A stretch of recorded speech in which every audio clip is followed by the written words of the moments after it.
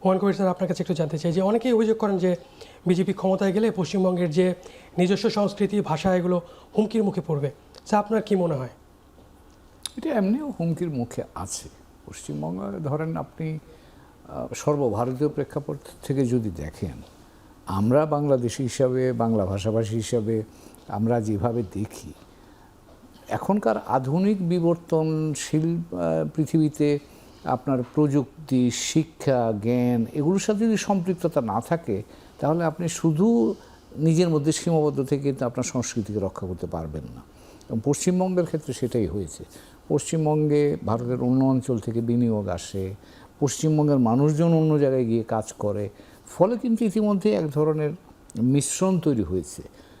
রাজনৈতিকভাবে মমতা এটাকে ব্যবহার করার চেষ্টা করেছিলেন, বাঙালি জাতীয়তাবাদ উস্কে দিয়ে তিনি চেষ্টা করেছিলেন। কিন্তু আমার ধারণা এখনকার যে বাস্তবতা, আপনি যে কর্মসংস্থানের কথা যেটা জিজ্ঞেস করেছিলেন প্রফেসর শহীদুজ্জামানকে, মানুষ যদি কাজ না থাকে, আপনি ওই কি বলে এই সফট বা কালচারাল বা সাংস্কৃতিক আবরণ দিয়ে কিন্তু মানুষকে আপনার পক্ষে রাখতে পারবেন না। তার একটা ইঙ্গিত কিন্তু পাওয়া গেল। এবং পশ্চিমবঙ্গে আরও একটা, আমি কয়েকটা ঐতিহাসিকভাবে যদি একটু দেখি, আপনি তো কলকাতায় ডেপুটি হাইকমিশনারও ছিলেন স্যার, পশ্চিমবঙ্গের মানুষের মননে কি পরিবর্তন এসেছে? মানে আপনার না, কি মনে হয়? আমি জিনিসটাকে যেভাবে দেখি, 1947 সাল থেকে 1977 পর্যন্ত কংগ্রেস ছিল। তারপরে 77-এ কংগ্রেস ডুবে গেল, লিটারেলি ডুবে গেল।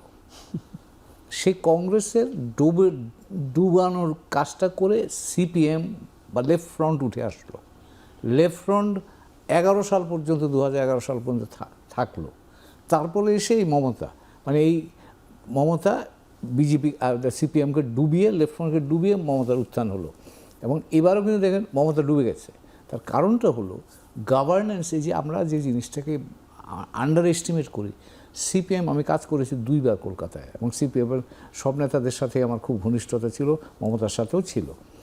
আমি যেটা দেখেছি, আদর্শ দিয়ে আপনি খানিকক্ষণ যেতে পারবেন, কিন্তু মানুষ যখন দেখবে যে আমার কাজ নাই, আমি সামনে যেতে পারছি না, তখনই কিন্তু মানুষ এই আদর্শের বাইরে গিয়ে ভাবনা চিন্তা করার চেষ্টা করে।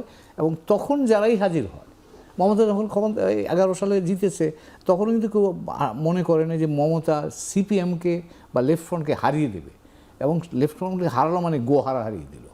এবার আপনি লক্ষ্য করেন ল্যান্ডস্লাইড বিজেপি হারিয়েছে। তো কাজেই এখানে একটা শিক্ষা আমি যেটা নেব, রিগার্ডলেস অফ আইডিওলজি, আপনার গভর্নেন্স যদি আপনি ঠিকমতো না করতে পারেন, মানুষের প্রত্যাশার সাথে সঙ্গতি রেখে আপনি না যেতে পারেন, ইমোশন দিয়ে আপনি বেশি দিন টিকতে পারবেন না। এটা আমাদের বাংলাদেশের ক্ষেত্রে আমরা দেখেছি, পশ্চিমবঙ্গ দেখলাম আজকে, নেপালও সাম্প্রতিককালে আমরা দেখেছি। কিন্তু তো কাজেই এখনকার আপনার রাজনীতির মৌলিক উপাদানটা হতে হবে মানুষের প্রত্যাশার সাথে আপনি সঙ্গতি রেখে মানুষের জীবনমানের সাথে চলতে পারছেন কি না।